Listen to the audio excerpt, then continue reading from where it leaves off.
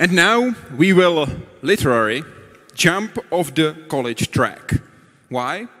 Because, I quote, "The path geared towards higher education is not for all," says founder and general partner at 1517.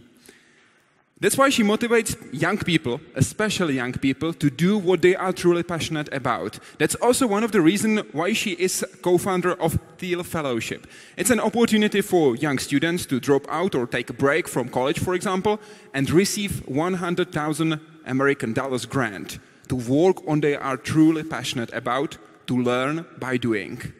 Why is this so crucial? That's the question for Danielle Strachman.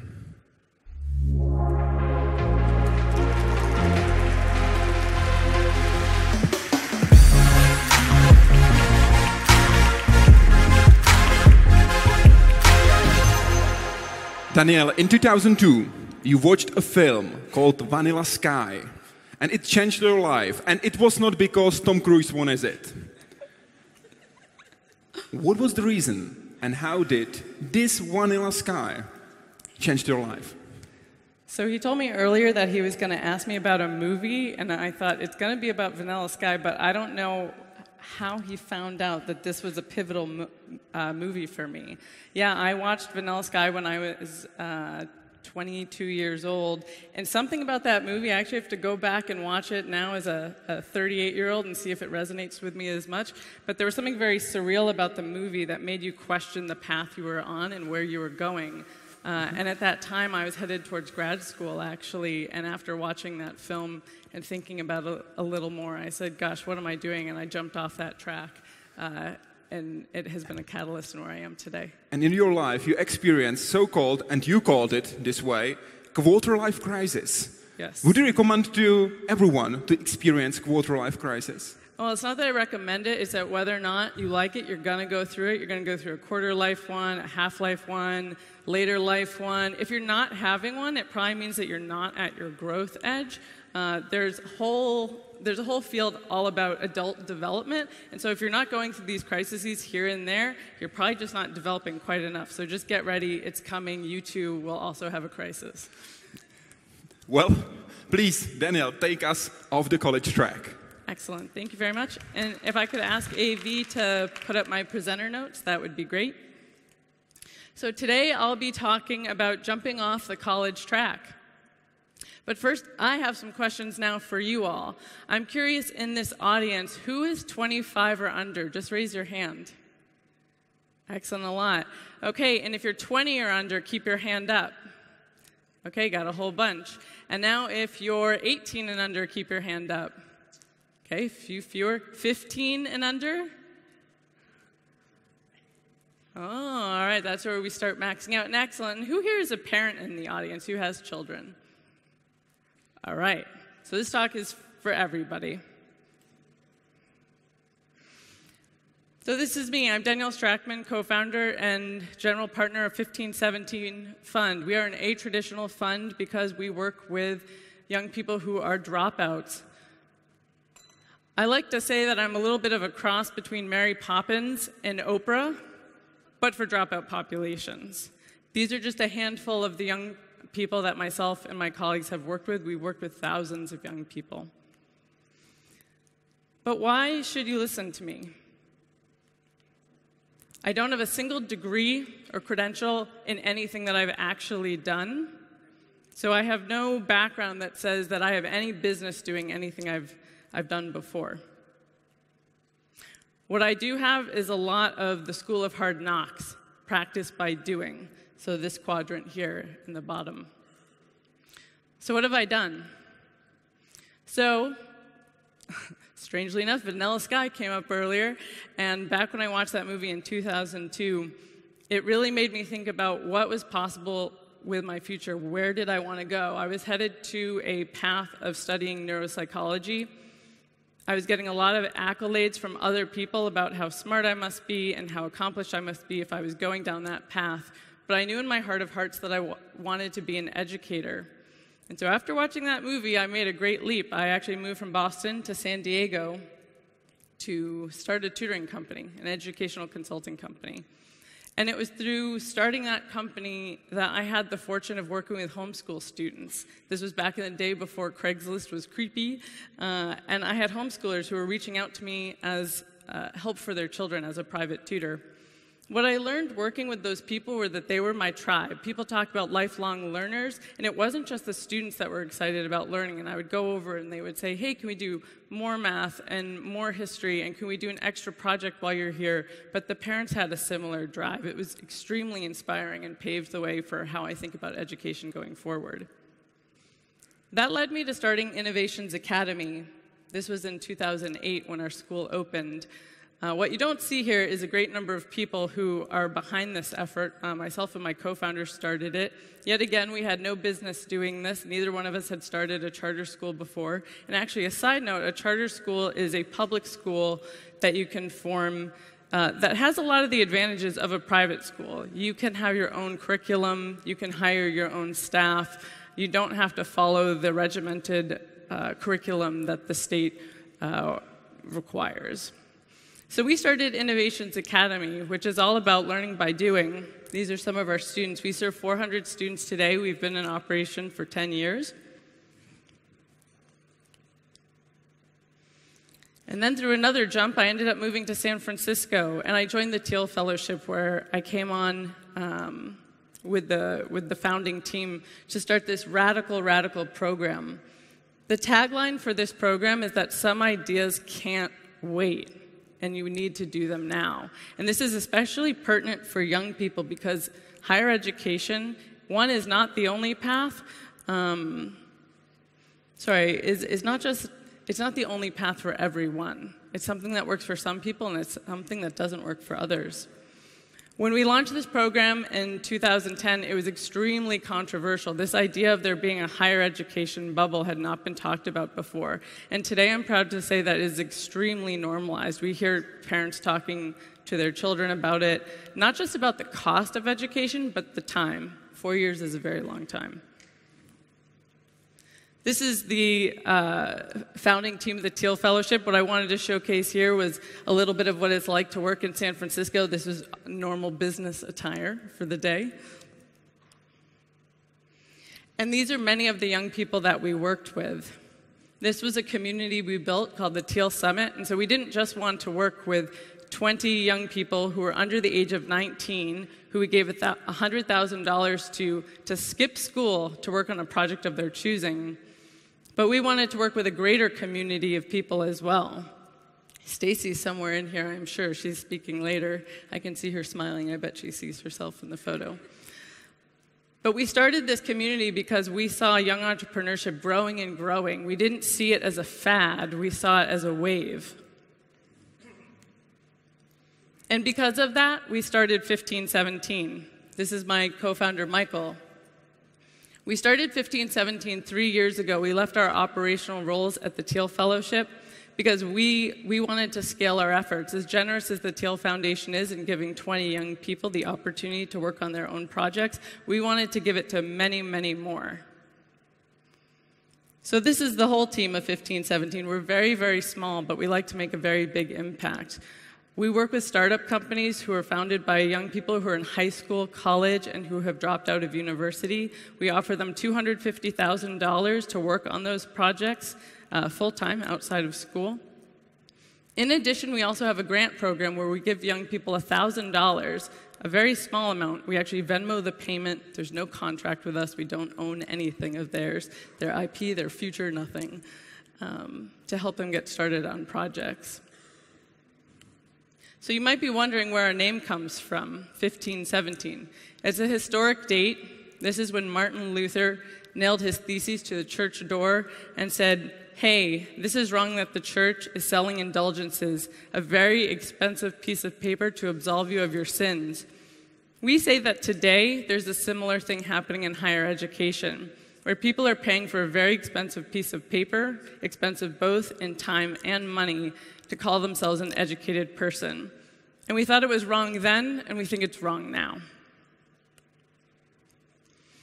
So this is part of the group that we work with to this day. We actually had a large event last year for our 500th anniversary of 1517. And what this group has in common is most of these people don't have university degrees, and most of all of these people believe that you don't have to have one to be successful, and they think that the education system is rather antiquated today. So speaking of antiquated systems, we've talked a lot today about old technologies and how far they've been able to come in just a very short time. We can also think of education like a technology. This is something that we can be accelerating on. But we see that that's not really happening. This is Harvard's library. This is older than the ENIAC computer that I showed earlier. And this is Harvard's library today. Not very much has changed, with the exception of one thing, the cost. It's much more expensive to go. So one thing that I'd like everyone here to consider is that our mindset about school doesn't change. And I really think it starts with our mindsets. We are yet at a point where we have radical life extension, so we don't get to see out hundreds and hundreds of years on things. We get to look at the past, but we're all fairly subjective creatures and say, oh, I went to school, it was good for me, this is what my children are going to be living into. But as David talked about earlier, a lot of what our past was like is not where our future is going. But this is what it has looked like traditionally in the past for many of us. We get on something of an elevator. We go to university, maybe we get advanced degrees, we finish school, we have a job at a big company, we get married, and then our children go back to where we got married. Or, what some of you may have noticed, and maybe some not, is there's another door here, the one on the left. This is that mindset shift that I'm talking about. And I think our mindset about school only changes when we decouple it from learning and education. So young people today are thinking about this a lot, millennials and Gen Z.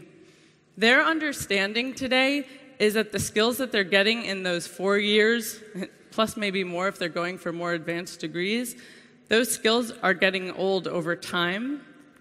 And what they're paying for a lot of the time is the signaling that they get from going to a certain school, being able to say, oh, I went to such and such a place. It's not about what you learned. And what's really interesting to me about education is that if it really did have virtuous cycles, we would see the cost coming down. We would see places saying, hey, instead of having a 4-year degree, we're going to get this done in 1 year or 2 years. But we don't see that happening, and it's because of this signal. Universities have to stay, they have to stay as basically a luxury business, a handbag or a watch, if you will, to be able to say that we create value because we keep so many people out. In the US especially, debt is a huge problem. Education and paying for one used to be a little bit like paying for a car. Now it's like paying for a house. So if you come out of school with all this debt, how can you possibly do anything outside of getting a job right away to pay it down? You couldn't possibly start a company or have other dreams to pursue. I talked about this a little bit earlier, about those virtuous cycles of iteration. They're just not happening in schools. Schools are not preparing us for the jobs of tomorrow. In addition, especially with millennials and Gen Z, they have a lot of ambition and a lot of drive. These young people really want to make changes in the future, and they want to do it right now. This idea that you have to wait until you finish your schooling to then make a difference is just pretty absurd to them, and understandably so. 4 years, again, is a long time. If we think about this in terms of a company, in 2 years, you could go from being 2 people founding a company to being 20 people at a Series A. In 2 years at a college, you may have finished your gen eds. So there are a lot of opportunity costs to going to school now that young people have to weigh that we never did have to weigh in the past.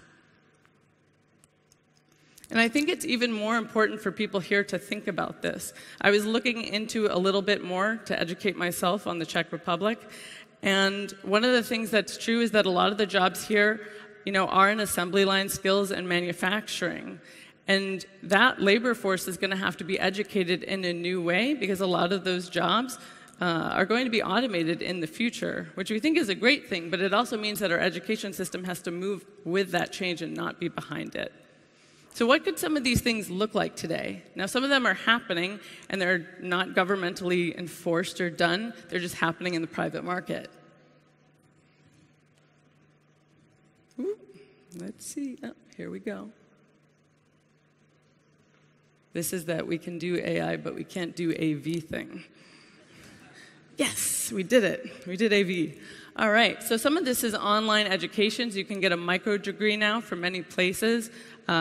People in hiring institutions will, take this as a sign of work. I remember the day actually when Wikipedia was not thought of as a substantial resource, and submitting papers into school and teachers saying, well, you can't have it say it's from Wikipedia because that's not fact-checked. Sometimes it takes us time to understand these systems as they're moving along, but I think that online learning is one of those places that the hiring market is understanding better over time. We're also seeing technical boot camps starting. One thing I find interesting about this is that they guarantee you a job or your tuition is free. I don't know of any universities who make that claim. There are also hackathons that have started. Some of you might think that a hackathon is for only technical people. Most hackathons offer workshops at them and opportunities to learn right there. So if you've never been to one before and you want to go, I highly encourage it. You don't have to be a programmer. And there are also places like Maker's Lab, and that is here, where you can go and you can build, and there's a door you have to walk in, but you don't have to prove with a piece of paper that you can be there. So college really isn't meeting the needs of students today, and one thing that I want to talk about are some of these extraordinary young people I've been able to work with. One of them is Vitalik Buterin. Raise your hand if you know about Vitalik and you know about Ethereum. If you've heard of Ethereum, put your hand, way up. Yeah, okay, great. So a whole bunch of people. One thing that dawned on me today is, so Vitalik is a 2014 Thiel Fellow, which means had he stayed at the University of Waterloo, which is a 5-year program, he would not be getting out of university until next year. And no one would have said, getting a degree, that's not enough, or something like that. But I think it's really amazing that he stepped off the college path to work on this blockchain technology and cryptocurrency and has created something that people are building on top of, is creating whole industries that are starting that other people will talk about more later today. But it's really incredible to me to think that he would still be in school, and to be a good student, he would have had to just do homework. This is Laura Deming. She was in our inaugural class of Thiel Fellows. She came in wanting to do biomedical research on longevity and anti-aging properties. She was over at MIT, and she was 16 years old. But when she accepted the Teal Fellowship, which again gives that grant to people to work on a project of their choosing, she came to us and she said, I don't think the problem is within the research community itself. I think it's in the funding. So I, she said, at 16, want to start a venture capital fund to fund longevity research. And we were all very astounded that she wanted to do this, but we were supposed to be the crazy dream makers and say yes to these types of projects. So with some hesitation, we said, okay, yes, this is what this program is all about. It's about this type of risk-taking. Laura has done very well with her first fund. She raised $4 million, and now a few years later, she's raised her second fund of $22 million, and she's deploying capital into biotech companies. Austin Russell is someone that we work with on the 15-17 side. We've known him since he was 17 years old. He was a photonics and a physics geek, basically. And we didn't know if he was just crazy or crazy awesome when we first met him. We actually even had a physics professor from Stanford talk to him and then talk to us about if we thought he kind of knew the landscape and was intellectually honest. And he said, the Stanford professor said, yeah, I think so, but we're still not sure which way this would go. 15-17 invested in Austin's company about 2.5 years ago when it was just 5 people in a garage. This company is called Luminar Technologies. I highly recommend everyone to look into it because they make the sensors for autonomous driving. They're a 300-person company now. with an office in Orlando and in San Francisco. Austin has never stepped foot inside of a college. You'll hear from Stacy later today, so I'll keep her story quiet, but we love working with Stacy at 1517 too. And this is Maddie. I'm going to go over Maddie's story a little bit more because I think it can outline what someone can do. So we met Maddie a number of years ago. She was working on a clothing line, actually. She made women's blazers out of recyclable fabrics and materials. I don't think at the time she thought she would be starting a tech company. One of the things that Maddie did was she also put herself through some alternative educational programs. So she signed up to be an artist in residence at Autodesk. In that program, she started looking at hardware components in fashion and how could you put these two things together at the intersection. And so she also learned on her own, learned by doing, and got to the frontier of knowledge in fabrics and circuitry, which led her to creating a company that at the time was called Decouple It. This was about, let's see, I guess, 2 years ago at this point. Facebook was great at reminding me of this the other day. March 3rd, 2018, it popped up in my feed. And what amazes me about this was that we invested $200,000 into Maddie's company 2 years ago. It was very, very, very early. Even our own investors thought we were crazy to put money into it because there wasn't a lot of traction. There wasn't a lot in terms of metrics that people could see. But the metrics that we have on people are about working with them over time. And so Maddie, we knew, had a lot of grit and perseverance. And whenever she put her mind to something, she did it. And so that's why we backed her early. And I love that Maddie's really wise. She says, I think being a trailblazer is about being willing to follow your convictions and forge a new trail where maybe other people can't quite see it. And the fact is that even Maddie couldn't quite see where everything was going because Lumia has really evolved over the last couple of years. So they are integrating their circuitry into fabrics, but now they're also integrating into blockchain technologies to serve data up from the things that you wear. So wearable, instead of being something that is on your wrist, is just something that's on your body. The team has also grown to 4 people. This is Janet up in the corner here. Janet is also a dropout. She has not completed her degree either. So we're just really proud of where this company has been and where it's going. They also have a token sale right now, so if you're interested in checking them out, look up Lumia. So I like to think often about what do young people need from us, and I'll leave us with a few pointers. One is that young people need cheerleaders, people who are willing to say yes to them. I think it's really important that we get our old antiquated notion of what we went through for school being the right path for them. So we need to get out of our own way first to make room for them. And then we have to also encourage them to take that first step. Now, I'm not saying you always encourage, hey, jump off the deep end, but you might encourage, hey, what are the next 3 steps you could take on that project that you want to do? And then maybe find out more information about if that's a project you want to work on further. And that's something that we as supportive people in their lives can do. Additionally, mentorship is really, really important. So the Karate Kid, he had Mr. Miyagi. We have Rocky, he had Mickey, and Simba had Mufasa. Mentorship is something that is very hard to define because it's a relationship that is built over time. But I talked to a mentee of mine the other day, a young woman named Evelyn, and I said, you know, how am I able to help you? Because I work with a lot of people, and I think I know how I'm helping you, but what do you say about that? She says, you know, Danielle, I have a lot of energy, and I'm always going in all these different directions. But what you help me do is to pinpoint the direction that I'm supposed to go.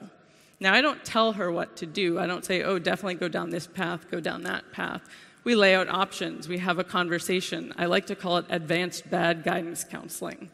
So we always let them make their own decisions. So something I want people to keep in mind is that the greatest technologies of today came to life because people didn't continue, what was normal for them. They stopped, they got off a track, they didn't work with a certain institution. They did something different. And sometimes making that jump is really, really scary because it looks a bit like this. But the Czech Republic is no stranger to making big jumps. In 1989, there was the Velvet Revolution. This movement that was started by students and artists changed the history of this country going forward. The government had been in reign for 41 years at that time, and this movement started with 15,000 students, and it grew to 500,000. In just a couple of weeks, the whole thing was changed. And this was all student-driven, which I find really, really inspiring and amazing. So to rid yourself of old patterns, focus all your energy not on struggling with the old, but on building the new. And I'm here to say, I hope we also do this, not for just ourselves, but also for our children. Thank you very much for listening today.